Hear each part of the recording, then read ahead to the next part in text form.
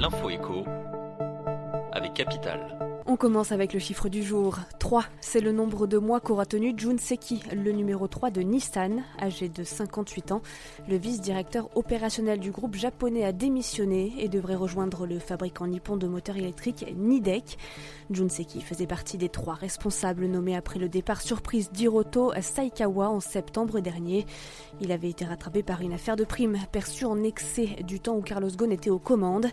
La démission de Jun Seki inquiète avec son départ. L'évolution du plan de transformation du groupe qu'il avait forgé plus tôt cette année devient de plus en plus floue. Le coup de gueule est poussé par les membres du groupe de travail de l'Assemblée sur les pôles. 2 députés vont demander à l'ambassadrice pour l'Arctique et l'Antarctique, Ségolène Royal, de venir s'expliquer devant l'Assemblée nationale sur son action depuis sa nomination en 2017.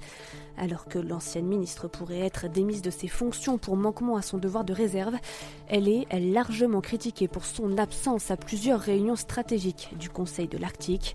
Ségolène Royal est également accusée d'avoir utilisé son enveloppe d'ambassadrice pour les pôles à des fins personnelles, des accusations dont elle devra se défendre prochainement devant les députés.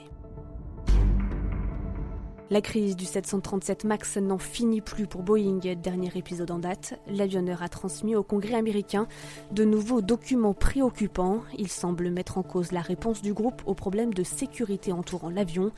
Selon la commission, les nouveaux documents évoquent la préoccupation exprimée par des employés de Boeing sur l'engagement de l'entreprise concernant la sécurité et sur les efforts de certains employés pour que les projets de production ne soient pas contrariés par les régulateurs.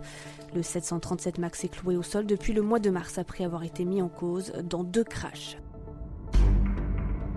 On termine avec cette opération promotion qui a viré au fiasco en Australie. À Sydney, le centre commercial Westfield Parramatta voulait offrir un joyeux moment à ses clients venus faire leurs derniers achats de Noël lundi 23 décembre.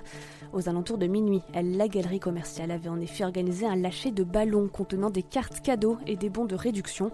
C'était sans compter sur le comportement des consommateurs. Dès le lâcher de ballons, environ 150 clients se sont rués sur les cadeaux venus du ciel.